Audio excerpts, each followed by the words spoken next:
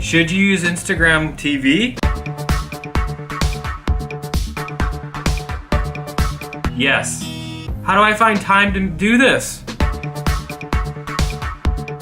You will. Trust me.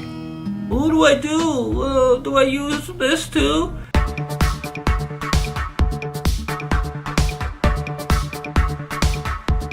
It's not that hard in your video editor. Just make a new sequence or timeline, but instead of having it 16 by 9, flip it.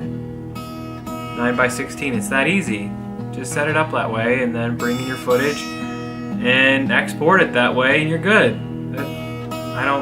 What's the big deal? What do I tell my family? Just tell them you're busy. You can't come to every birthday party that they have. It's not your fault that they had so many kids. Should I post on both? What do you mean by both? YouTube and Instagram TV? Yeah, why not? You can take one topic, right, that you probably have, turn it into 2. Try not to do, my advice would be not to do the same thing on both.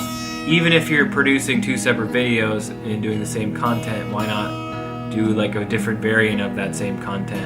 Am I gonna be all right? I don't know, you should talk to somebody about that. Bye.